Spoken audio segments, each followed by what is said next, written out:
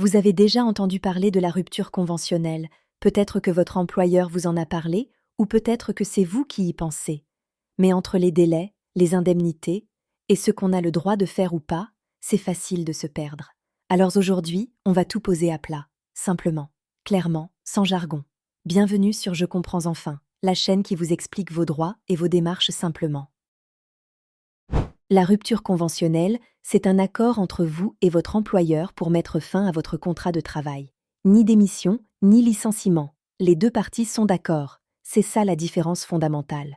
Ce que ça veut dire concrètement pour vous, vous ne perdez pas vos droits au chômage, contrairement à une démission, vous touchez des indemnités de départ, vous signez ensemble une convention qui officialise tout. C'est possible uniquement si vous êtes en CDI.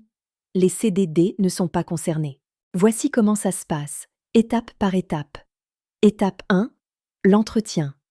Vous devez avoir au minimum un entretien avec votre employeur pour discuter de la rupture. Vous pouvez vous faire accompagner par un représentant du personnel ou un conseiller extérieur. Étape 2. La signature de la convention. Une fois d'accord, vous signez tous les deux la convention de rupture. Elle précise la date de fin du contrat et le montant des indemnités. Étape 3. Le délai de rétractation. Après la signature, vous avez 15 jours calendaires pour changer d'avis. Les deux parties peuvent se rétracter. C'est un droit important, ne l'oubliez pas. Étape 4. L'homologation. Après ce délai, la convention est envoyée à la DRITS, anciennement directe. L'administration a 15 jours ouvrables pour valider ou refuser. Sans réponse dans ce délai, c'est automatiquement accepté. Étape 5. La fin du contrat. Une fois homologué, votre contrat prend fin à la date prévue dans la convention. C'est souvent la question la plus importante. Alors, soyons clairs. L'indemnité spécifique de rupture conventionnelle ne peut pas être inférieure à l'indemnité légale de licenciement. Le calcul de base. Moins de 10 ans d'ancienneté, un quart de mois de salaire par année d'ancienneté, au-delà de 10 ans, un tiers de mois de salaire par année d'ancienneté. Exemple concret, vous gagnez 2 000 € par mois et vous avez 8 ans d'ancienneté. 2 000 € fois un quart fois 8 ans égale 4 000 € d'indemnité minimum. Votre employeur peut vous proposer plus. Il ne peut jamais proposer moins. Bonne nouvelle, ces indemnités sont exonérées d'impôts sur le revenu dans la plupart des cas, dans la limite de certains plafonds.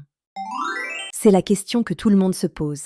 Est-ce que j'ai droit au chômage après une rupture conventionnelle? Oui, absolument. Contrairement à la démission, la rupture conventionnelle ouvre droit aux allocations chômage, l'ARE, à condition de remplir les conditions d'affiliation à France Travail. À savoir, il y a un délai de carence avant le premier versement. Ce délai inclut le délai de carence légal de 7 jours, plus un différé calculé sur vos indemnités de départ. Plus vos indemnités sont élevées, plus le différé sera long. Donc, ne paniquez pas si vous ne touchez pas le chômage dès le premier mois. C'est normal et prévu. Première erreur, signer sous pression.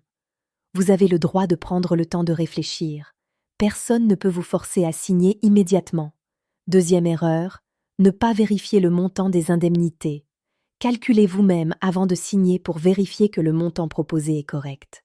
Troisième erreur, oubliez le délai de rétractation. Vous avez 15 jours pour changer d'avis. Utilisez-les si vous avez un doute.